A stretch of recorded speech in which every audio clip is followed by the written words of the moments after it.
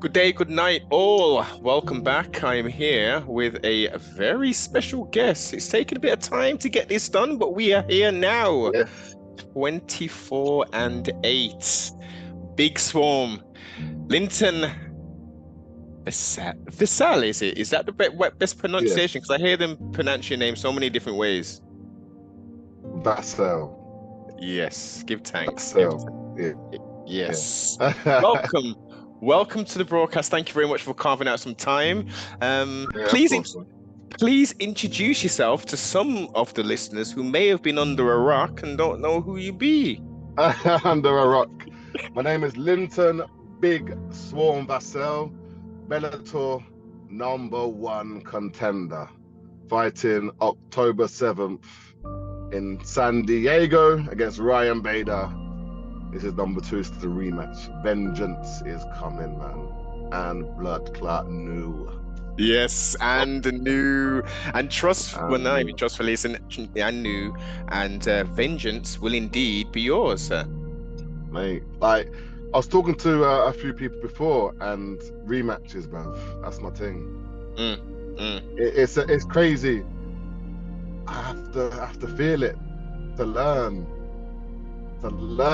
you know, the hard way, man. And yeah, this is a long time coming. 6 years.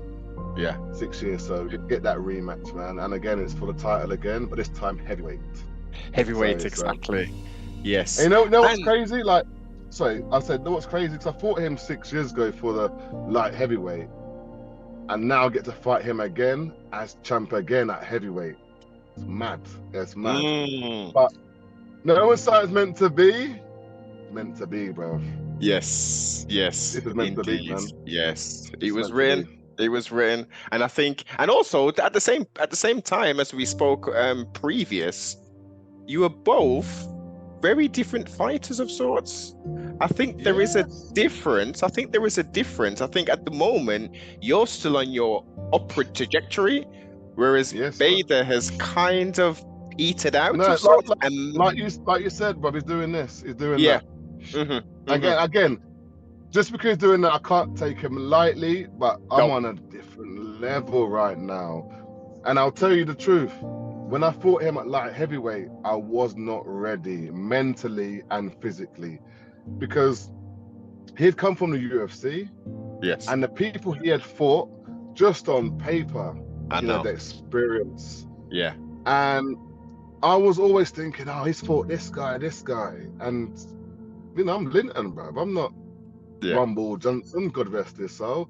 I'm not John Jones. I'm not these Glover Teixeiras at the time.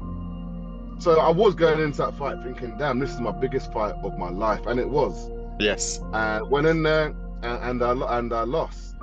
But I needed that to give me the slap in the face to change some things, because you get a bit, what's the word I'm looking for? Not stagnant, but I thought, I'm fighting like heavyweight champion right now, so I've got everything I need. I don't need to change anything. And Ryan Bader showed me that I do, and he changed a lot. Went back, changed some things up, went on the 5-fight, murking man's off, bruv. You know? Sure did. Writing's in the pudding, bruv. It's in the pudding, man. Yeah. It's in the pudding. And he has been a very good champ.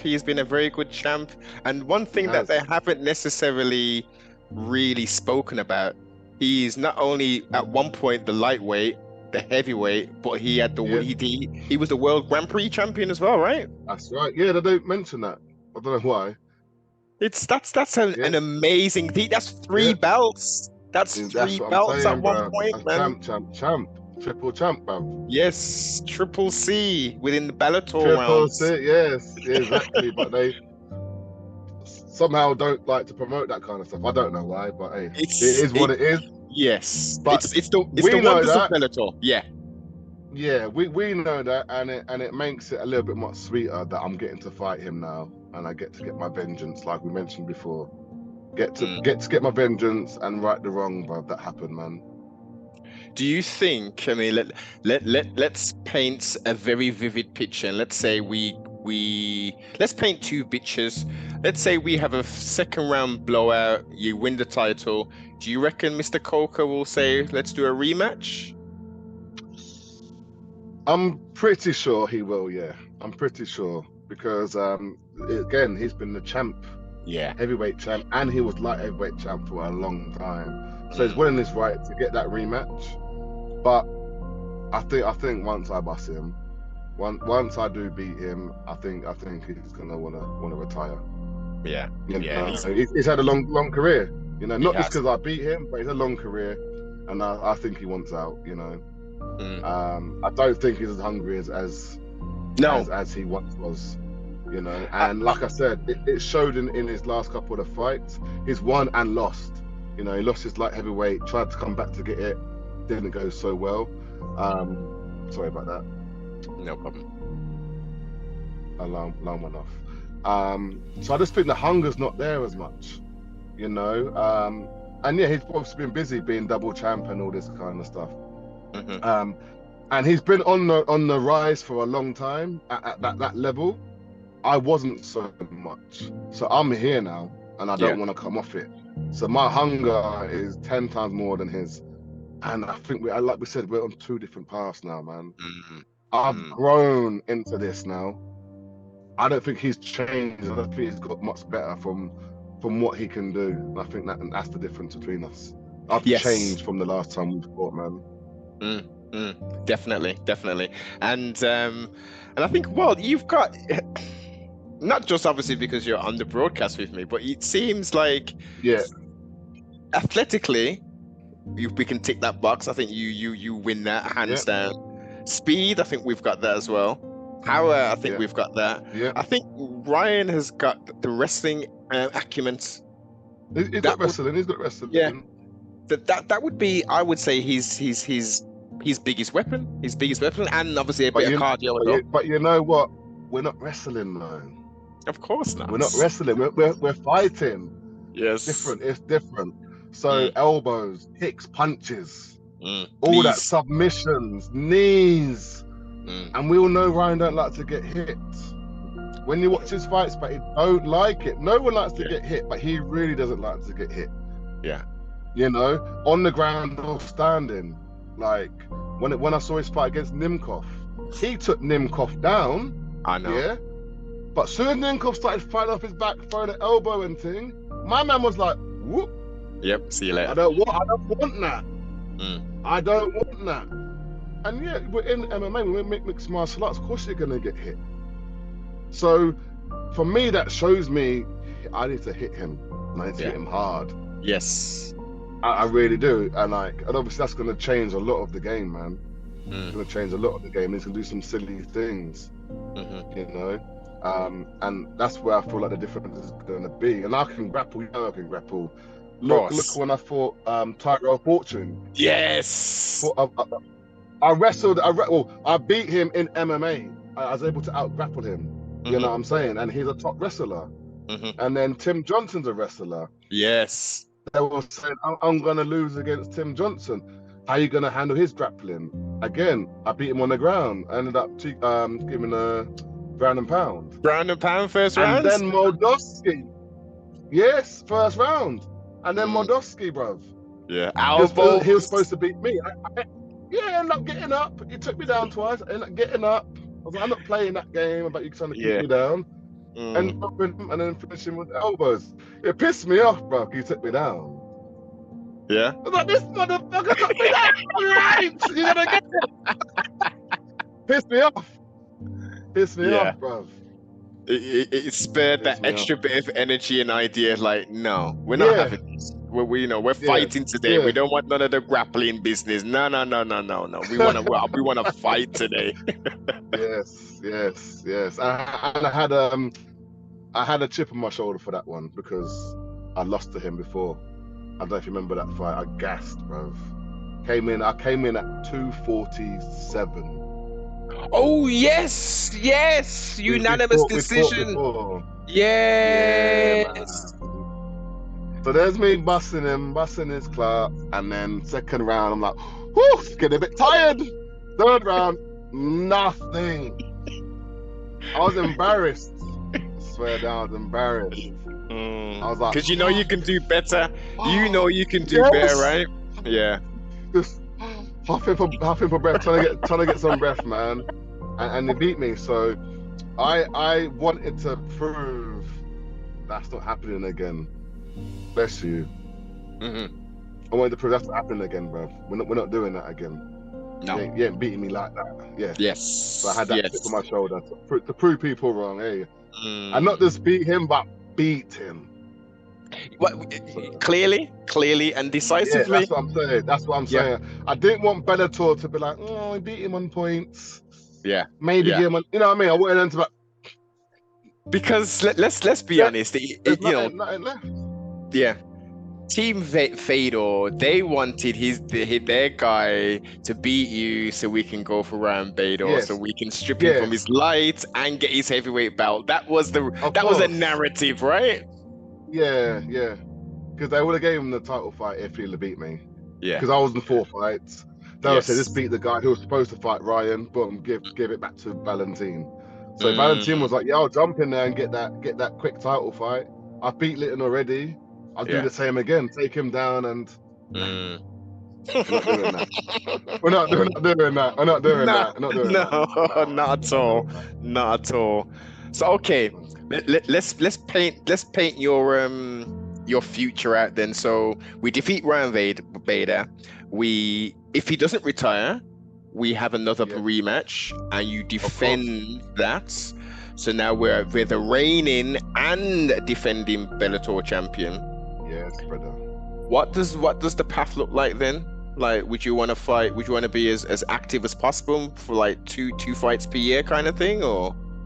Yeah, of course. I think once you get the belt, you got a target on your back, and 2 fights a year would be perfect because obviously you get paid as well as a champ.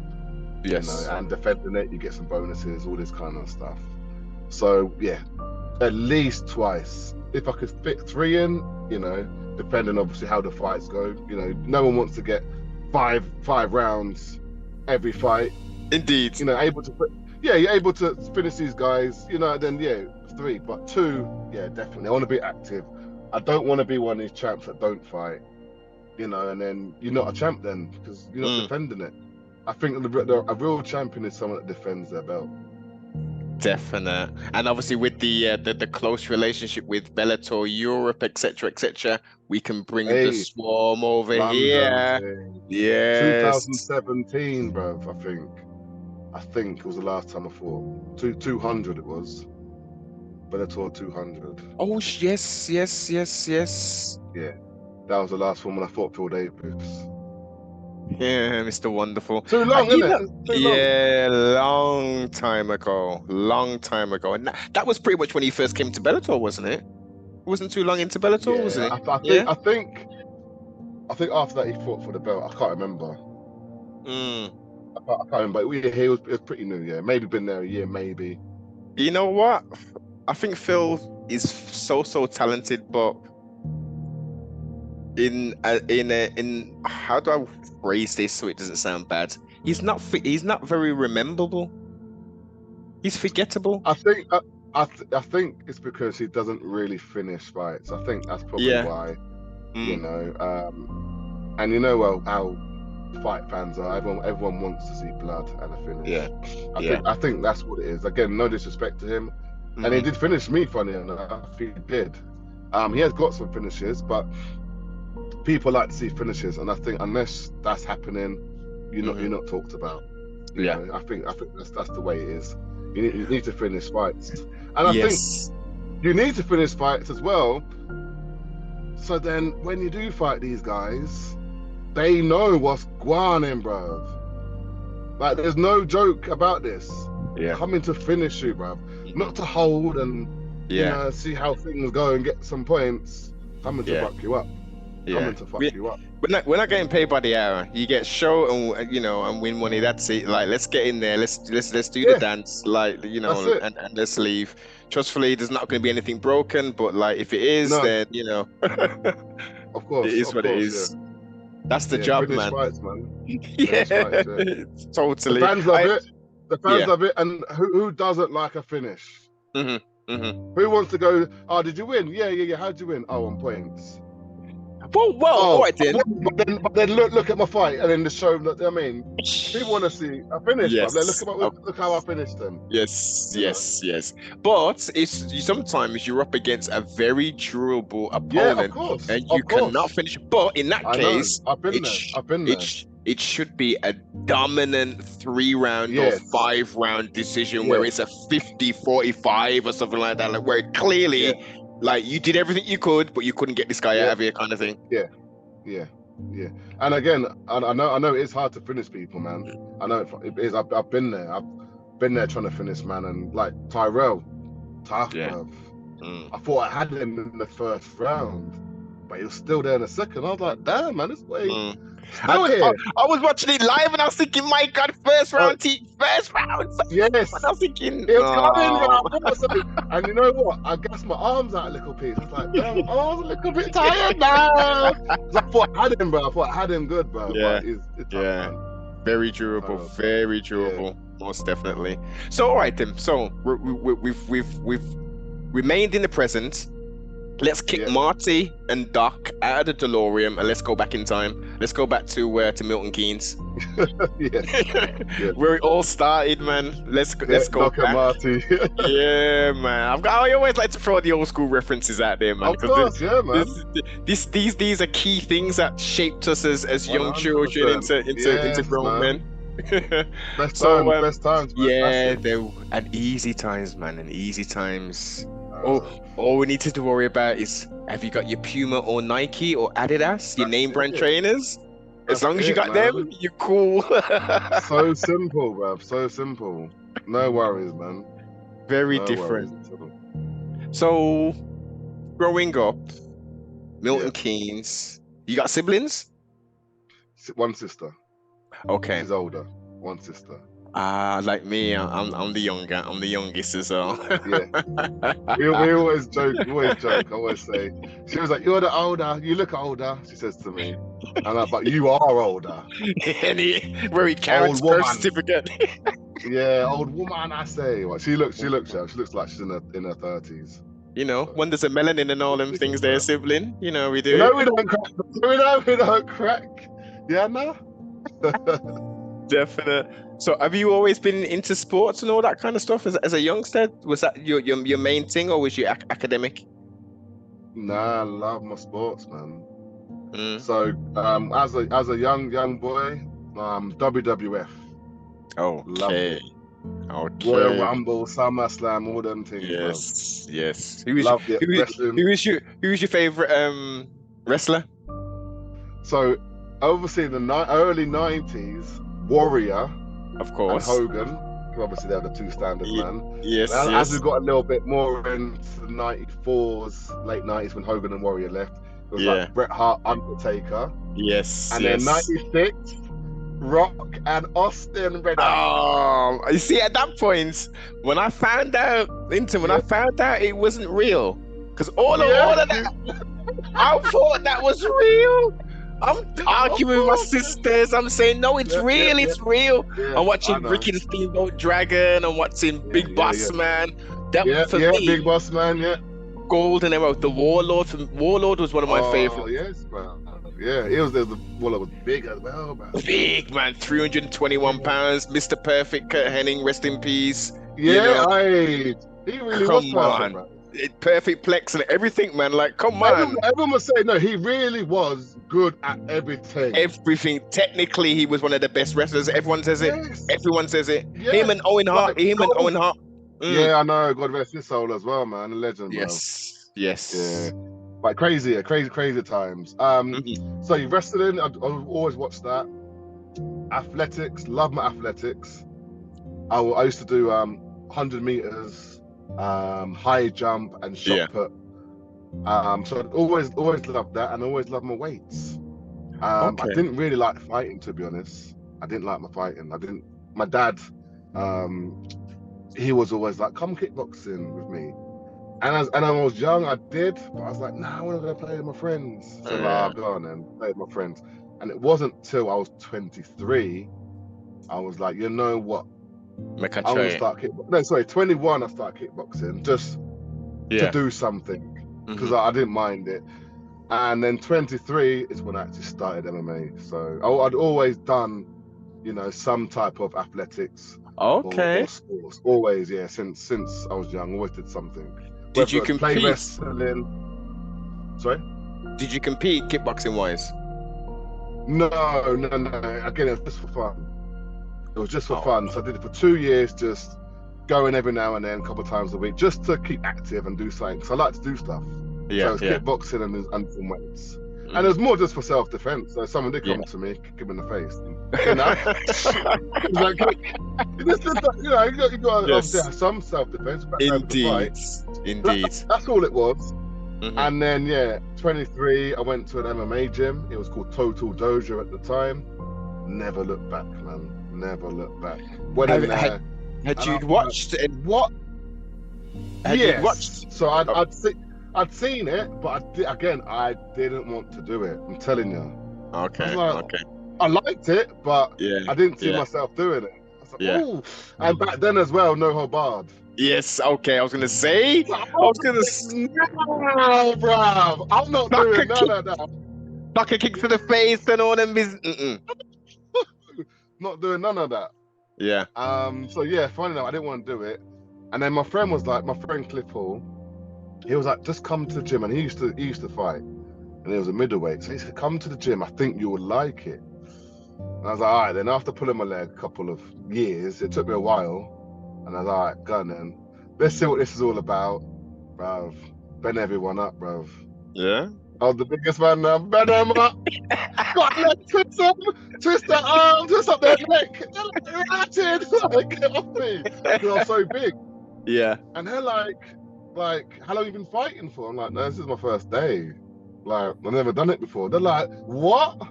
And rest is history, man. Like, ended up having a fight 6 months later. And then before you know it, I'm fighting for the heavyweight title now. So was that? Fell into it, bro. So you went straight to pro, or did you do amateur fight? I had 3 semi-pros. Okay. To get my feet wet. Explain the difference between amateur and semi-pro then. So there's no headgear So amateur, no headgear, but no headshots on the floor. Okay. And no shins either. So basically, you can do anything that you can do in a pro fight. The only thing you can't do is headshots on the ground. Yeah. So when you take it down, you can't do ground and pound. Okay. To the head. Yeah. So you can punch. It's weird. So I was on top of people punching the belly and the stomach and that. The chest plate and that. It was so weird. Well, I just wanted to elbow them, but I got 3 submissions. So that was good. How it made me hone my submission game. And pretty much from there, that sort of made me a submission guy because I subbed bare people. Everyone I fought, I subbed them. And then it wasn't really up till maybe 7, 8 fights. I think then we started able to finish people from ground and pound and stuff like that. But it was mainly just submissions. I was subbing everybody, So it's almost that classic, a submission guy, and he's falling in love with his hands. There we go. Yeah, exactly. Yeah, exactly, just like that, man. Yes, that's that how they talk as well, man. And commentators like that's it. It makes perfect sense because you're gonna progress physically, you're gonna progress mentally. Your ringmanship. You can't punch him in the face. So you have to work your sub game. Then what else are you gonna do? Makes perfect sense. Yeah. So gym wise, how many where did you before you went overseas? Where was your gym? So I trained at Total Dojo first. I was there for a number of years. I can't exactly remember when I went to another gym. It was called Immortal, but Total Dojo sort of had finished. The pros had left there and went to another gym called Immortal. I'm trying to think exactly when I went there. I think when I fought Kevin Thompson for the OMAC. So I must have been about 26, maybe. and then went to a gym called after that, then that closed down. Then went to another gym called BST, Blood, Sweat and Tears, and that's in Northampton, and that's still around. So That's when I good. do go back to England, that's the gym I go back to and see all my friends, all my boys, my old Perfect. coach Danny Batten. Yeah. Yeah, Danny Batten's still there. So was it Joe Danny Batten? Yeah. Yeah. So yeah, he's still there. So I go back and we train. That's The proper. working, man. I haven't forgotten where I come from. Yeah, well, of course you don't know the thing, man. I know you're built from better Yeah, you things can't. than that. Yeah. Yeah, come and- from one bag in a little gym. Mm. One bag they had. I remember it. It was hanging up, and what they would do is had us in a line, run up, elbow, kick, whatever you could do, like Superman punch, or be on the ground and pound. Next person, ground and pound. We did what we did with what we had. Yeah, grassroots. You know? Yeah, grass, man. Mm. The mat was all curled up. You know where Yeah. You know what I mean? And to put up on the mat and that. That's the way it was. Yes, but look, but think how far the sport's come now. Look how last time you came to England, look how many MMA gyms there are now. So many, bruv. Like it's overwhelming. So many. Like damn, this gym. Damn, Yeah. it's picking up. And I'm glad. Very much so, and the quality of trainers. You know, the minds behind it. You know, UK MMA is really. We're on the map, bro. We're on the map. They talk about these Dagestani guys, and and they're doing their thing, most definitely. But UK's doing their thing as well. Yeah. Don't sleep. Look at what's his name? He's in the UFC. Tom Aspinall. Aspinall, yes. Yes. Yeah, look at him now, man. He's looking to fight Game, man. Yeah. And I think he might beat Game because my man got the grappling and Game was like, hey, I don't know. You know what I mean? He didn't say yeah, he didn't say no, but he's like, oh, I want to fight someone at the top. Yeah. Aspinall was next. Aspinall was next. Who else would he fight then? Because was it Pavlovich? He's gonna fight pretty much next. The winner of Jones and Stipe Miocic. And Stipe, he's fighting for the title next, so he's out of the question. So it has to be Aspinall, really. It should be, but think about it. That's a very as you've laid out. It's a dangerous fight. It's too dangerous for him. I know it is. I know. He's gonna lose his spot because on that the grappling side. I mean, his performance was excellent in Paddy. It was an excellent performance against a guy who didn't necessarily was switched on. I don't think he was switched on for that fight. I think he broke him. I think it broke him. Yeah, they couldn't get him down, and I think that broke him. It didn't seem like he was there, did it? No, because it just did. Go for it. Okay, this is the game plan. Oh, sugar. Swarm, the game plan ain't working. All right, then let's go for plan B. What's plan B? Go for it. Go out on your bloody shields. Go out on your ting, bruv. Yeah. Go out on your ting, bruv. Swing, bruv. Yes, exactly. Throw something and you know what I mean, mix it up. Because again, I have been there where, man, I did not show up, and mate, it's the worst feeling, bruv. Because people don't know. People just like, oh, Linton didn't show up. Linton pussy. You know what I mean? Like, they don't know what's going on. So I've been there. So now I'm like, nah, you just have to show up regardless how you feel. Yes. You're better off going out on your shield swinging, bro. Rather than getting beaten up. They're getting picked apart. You know? Yeah. It's demoralizing, man. And you want to get it back. 100%. You want to get it, especially if sometimes the better man wins and you're like, rah, he got me on this time. Like, you know, if we can rematch again, you know, I definitely would want that back. But when you don't show up, you're in the locker room after thinking to yourself, what the hell just happened? What happens? Yeah. Huh? Yeah. You can't let that happen again, man. And I've only got one paycheck. I've only got one paycheck as well. After all of that work I put in, blood, sweat, tears. We don't want that. We don't want that. Strength and conditioning, my gym membership, my coaches, everything. Managers. Pay 10% to the gym. Yeah. You'll pay 10%.